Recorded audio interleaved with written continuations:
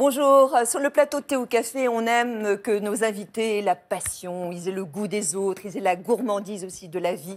Alors aujourd'hui, on ne va pas être déçus puisque c'est le cuisinier étoilé Thierry Marx qui est avec nous ce matin. Bonjour Thierry. Bonjour.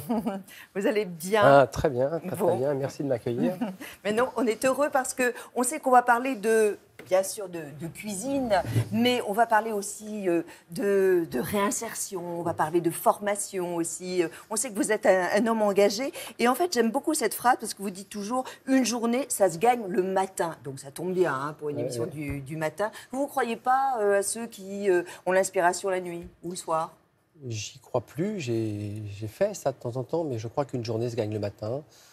Avant le lever du soleil, on médite un petit peu sur sa journée et ensuite on s'engage pleinement.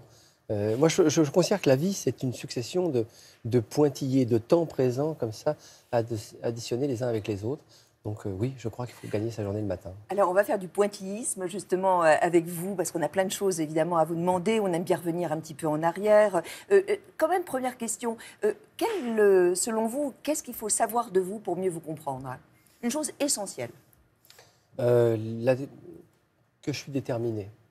Une fois qu'on a compris ça, on va pouvoir... et que ma règle de base dans la vie, c'est dur avec les faits, bienveillant avec les gens. Et ça, c'est quelque chose qui m'anime depuis maintenant quelques années et ce qui me permet de conduire ma vie et mes entreprises, je pense, d'une meilleure façon qu'il y a peut-être quelques années en arrière. Alors, quasiment 400 salariés, vous êtes un vrai chef d'entreprise.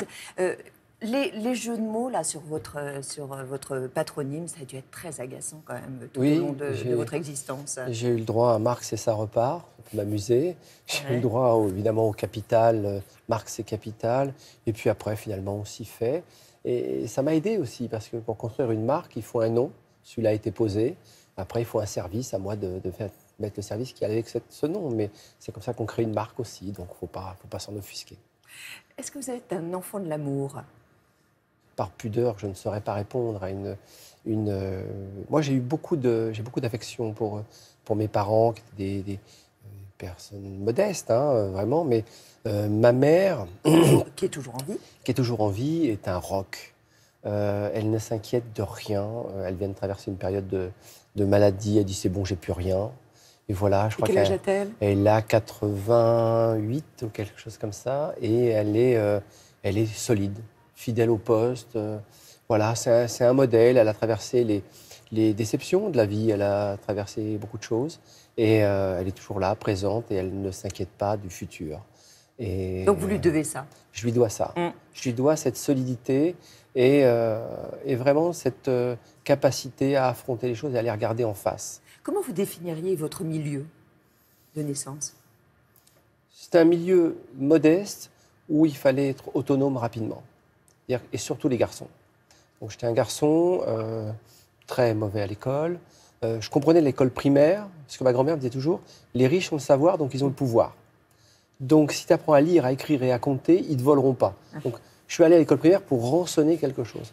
Le collège a été terrifiant. Donc il y avait une question simple. Ma mère m'a dit « mais je n'ai pas les moyens de te garder à la maison à rien faire. Donc il faut trouver ton chemin ». Et c'est de regarder les choses en face. Je crois que ce que m'a appris ma mère, c'est de regarder les choses en face sans baisser les yeux. Et ne pas montrer qu'on est faible. Vous dites la maladie était un indice de faiblesse. Ah oui, tout. Quelqu'un qui traînait au lit, c'est un indice de faiblesse. Dire je ne suis pas en forme pour aller à l'école, c'est un indice de faiblesse. Donc on ne montrait pas ça. On ne montrait pas sa fragilité. Ça, c'est pas du tout dans les cadres de fonctionnement de la famille Marx. Et il y a une phrase aussi qu'on ne prononçait pas ou qui vous agacait, qui vous agace encore, c'est quand on dit « Ah, c'est pas pour nous, c'est pas pour nous ». Oui, je ne peux pas le comprendre et je ne peux plus l'entendre. C'est pas pour nous, c'est pas pour des gens comme nous. Et vous voyez, j'étais hier dans un collège où des jeunes gens ont dit « Merci d'être là parce que pour des gens comme nous ». Mais je dis « Mais vous êtes des gens normaux. Vous n'êtes pas assignés à un quartier, assignés à quelques échecs. » Avec ce fameux complexe avec ce fameux d'infériorité. complexe qui fait que vous vous refermez sur vous-même. Donc ça, je ne le supporte pas. Et il n'y a pas de gens différents. On est différents et inégaux face à la vie. Mais quand on regarde les choses en face, on peut progresser.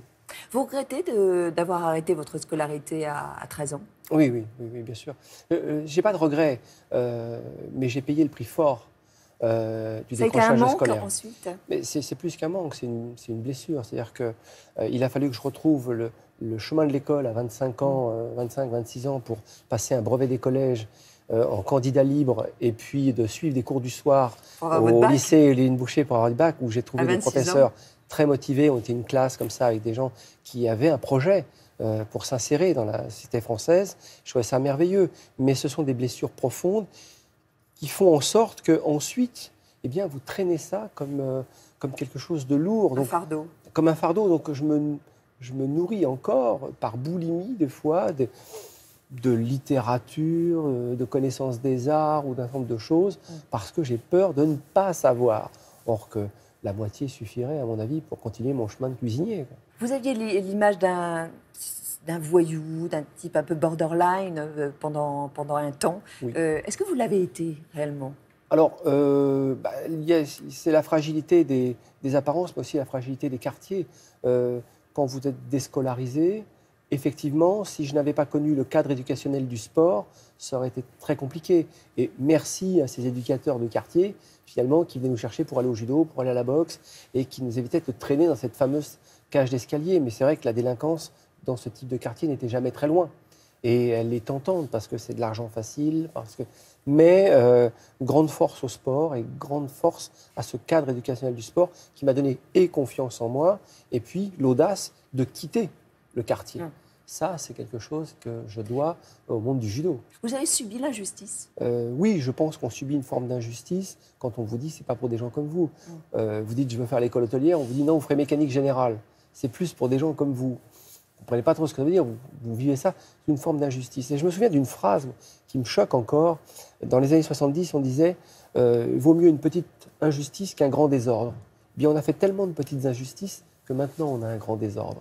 Donc c'est ça qu'il faut réparer, je crois, aujourd'hui. L'ordre, vous l'avez connu aussi avec les compagnons du devoir. Oui. Ça vous a sauvé? Oui, bien sûr, c'est un ordre bienveillant. Et puis, surtout, ce sont des gens qui ne vous posent pas des sempiternelles questions sur vos notes de classe. C'est faire pour apprendre.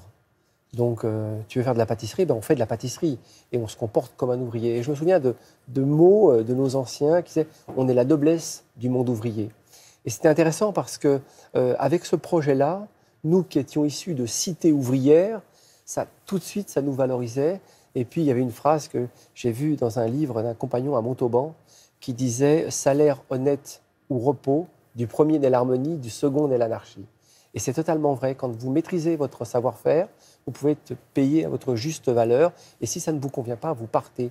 Vous êtes un homme libre. Et ce que je dois chez les compagnons du devoir, c'est cette capacité, avec la formation professionnelle, de faire un homme libre non assigné à une tâche définitive. L'histoire d'un homme libre qui nous est racontée par Julie Mareuil. Pour Thierry Marx, la vie comme la cuisine est un sport de combat. Un combat pour dépasser l'échec scolaire et devenir l'un des chefs étoilés les plus réputés. Un combat pour s'affranchir d'une enfance en déshérence et transmettre sa passion aux autres. Vous devez y croire. C'est-à-dire que si vous n'y croyez pas, le client il n'y croit pas. L'envie d'y croire naît chez lui grâce au judo dont il devient ceinture noire, puis au fil d'un parcours du combattant. Un tour de France avec les compagnons du devoir, puis l'armée comme parachutiste et la guerre du Liban comme casque bleu. Les quartiers d'où je viens, nous trouvions dans l'armée une possibilité d'extraction sociale. Une possibilité qu'il trouve aussi dans la cuisine, où il livre alors un nouveau combat, se faire une place dans un monde où personne ne l'attend. Vous êtes bien Thierry Marx? Thierry Marx. Déterminé, Thierry Marx fait ses armes comme commis chez Taïwan ou Robuchon et passe à l'offensive en prenant la tête de grands restaurants à Tours, Nîmes, Pauillac, puis Paris. Et enfin, chef Thierry Marx.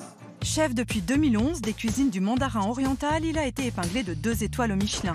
Sur le terrain, il invente la cuisine de demain, lunettes de protection et bonbonnes d'azote liquide en main. On joue pas aux apprentis sorciers, c'est pas le but. Le but, c'est de viser l'excellence avec une conviction chevillée au corps. Je crois qu'il n'y a pas de quartier fait pour l'échec et tant que je vivrai, je me battrai pour faire reconnaître ça. La réinsertion, la formation, comment aider les jeunes à trouver du travail, voilà ses combats. Grâce à lui, 7 écoles gratuites ont vu le jour, dont la dernière à la Maison d'arrêt des femmes de Fleury-Mérogis. 80 gestes de base, 90 recettes dans certains cas, et on avance vers l'idée du projet. Transmettre comme une nécessité, car pour l'engager Thierry Marx, il n'y a pas de fatalité. Quel parcours singulier que le vôtre, Thierry Marx. Vous obtenez un CAP de pâtisserie et ensuite vous décidez de vous engager dans l'armée, les parachutistes. Ça, c'est en 80. Pourquoi? Qu'est-ce que vous avez ressenti à ce moment-là? C'était une fuite? Non, non, non. La volonté de l'engagement, elle est venue d'un retour dans le quartier. Et comme ça, en 24 heures, de se dire, bah, tiens, je suis encore obligé de revenir dans le quartier. Et comment m'extraire définitivement, finalement, de ce quartier. Et il y a eu cette opportunité d'une demande d'engagement avec l'armée. Et puis, c'est parti. Et vous savez... Vous partez combattre quand même au Liban. Oui, mais ça fait partie de la mission. On ne peut pas rentrer dans ce type de détails. Mais ce qui m'avait surpris, surtout, c'est... C'est marrant parce que c'est un moment de vie, en fait, que vous avez du mal oui, parce à qu'il évoquer. n'y a rien à évoquer de particulier. Que ça reste des chemins de loyauté avec des camarades. La solidarité. Oui, complètement. Ouais. Et je ne trouve pas un endroit ailleurs où on n'a pas besoin de raconter. Vous avez l'impression que dans les yeux de l'autre, il dit bah, « moi, je sais ». Donc, il n'y a pas besoin de raconter quoi que ce soit. Retour après difficile en France. Et là, alors, il y a toujours un ange, en fait, au-dessus de vous, j'ai l'impression. Une veilleuse. Ouais.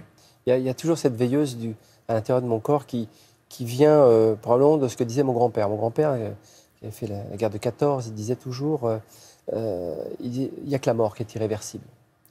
Donc, effectivement, je me retrouve dans une situation un petit peu empirique. Et grâce à des camarades, d'ailleurs, je vais retrouver un poste dans la sécurité. Je vais faire du convoyage de fonds et puis d'autres missions de sécurité. Et puis là, je vais avoir l'argent pour reprendre mes études.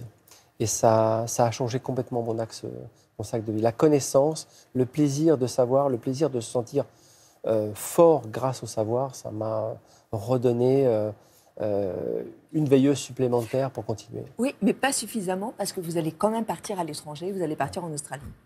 C'est vrai parce que, vous savez, c'est drôle parce que je passe le brevet, je passe le bac, mais ça n'intéresse personne.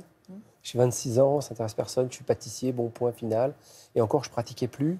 Et donc, je vais prendre je pense qu'on peut le nommer, un journal qui s'appelait François. Et à la fin de François, il y avait une petite annonce où il y avait marqué « Migration ». Et on envoyait 5 timbres-poste avec une enveloppe et notre adresse, et on recevait un magazine. Et il y avait des annonces pour aller à l'étranger. Donc, j'ai rempli et je dis « Qu'est-ce qu'il y a le plus loin ?» Donc, il y avait l'Australie. Donc, j'ai signé pour l'Australie. J'ai reçu une offre de proposition de boulanger-pâtissier. J'ai accepté. 15 jours après, j'étais parti. Je n'ai pas tourné la tête. Et j'étais parti. Puis, je me suis dit, bah, la France n'a rien pour moi, comme d'habitude.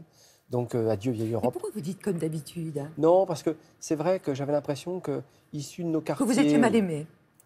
Probablement, mais issu de nos quartiers, échecs scolaires, ce qu'avaient vécu nos parents, je pense aux phrases de Jacques Brel, mais un petit peu comme subir une destinée en disant bon, bah, j'ai un job, je le garde toute ma vie, et puis finalement ça suffira. Non, je voulais vraiment autre chose. Et je me suis dit, bah, voilà, on tourne la tête, échecs scolaires, différents échecs successifs, je pensais que l'Eldorado était ailleurs. Et il y a en fait quelqu'un en Australie qui vous dit, mais enfin, c'est un peu bizarre, quoi. Oui, Nous, vrai. on va se former en France et toi, tu viens de former en Australie. C'est complètement vrai, c'est un chauffeur de taxi, c'est drôle. Je devais aller refaire mes papiers, je parlais un anglais d'aéroport, c'était pathétique. Et le chef me dit, bah, je lui dis, mais je ne gagne pas assez pour me trouver un logement. Donc je vivais dans une Salvation Army, ça ne me changeait pas trop de l'armée d'ailleurs, c'était des lits en métal, et je lisais une Bible en anglais. Et il fallait refaire ses papiers. Je prends un taxi et je lui dis en anglais de se dépêcher. Il me dit, ah, vous êtes français? Je dis oui. Et il me dit, mais qu'est-ce que tu fais? Je dis de la cuisine. Il me dit, mais tu fais de la cuisine en Australie alors que les meilleurs sont chez toi. Je crois que ça a été le déclic. Je suis rentré. Ça fait réfléchir. Et oui. la plus belle anecdote qui m'amuse le plus dans ma vie, j'en parle souvent avec Madame Loiseau. Je passe mon CAP en candidat libre à l'école Béliard. Et on me dit, mais les CAP ne servent à rien, il faut que tu travailles avec un grand nom de la gastronomie. Je fais un petit tour rapide, je vais chez Bernard Loiseau. Et Bernard Loiseau me dit, mais tu as fait tous ces kilomètres pour te présenter chez moi? Je lui dis oui. Il me dit, bah, le CV, ça ne va pas, mais je t'invite à déjeuner. Et il m'a invité à déjeuner avec un monsieur qui s'appelait Georges Pralu. Et j'ai dit, si je dois faire ce métier, je le fais comme ça. Je suis rentré à Paris, je me suis présenté dans 2 maisons. Je suis arrivé chez Taïwan et monsieur Deligne me dit, mais tu arrives d'où? J'ai dit de chez Bernard Loiseau. Gonflé. C'est totalement fou. Total. Le bluff total. Ça a marché. Me dit Thomas, 8h. Ouais. On salue d'ailleurs, bien sûr, Bernard. Oui, et son épouse et ses enfants qui sont merveilleux. Et Dominique, évidemment, mais Bernard qu'on a tant aimé, qui était un chef Tellement Oui. accueillant, tellement jovial, et Puis tellement généreux, talentueux. Ouais. généreux, talentueux, et puis qui m'avait fait découvrir quelque chose de fort, d'être un artisan, d'être un chef, bien sûr, reconnu, mais aussi d'être un chef d'entreprise. C'est un vrai chef d'entreprise. C'est peut-être ce qu'il a perdu aussi. Et vous avez des propriétaires en mandarin oriental qui sont hongkongais, donc j'imagine qu'il y a une petite pression évidemment économique, même une grosse pression, par exemple pour obtenir la 3e étoile. Comment vous naviguez entre tout ça? Je laisse pas beaucoup de gens mettre une pression excessive sur moi. Encore une fois, je m'attache à la mission.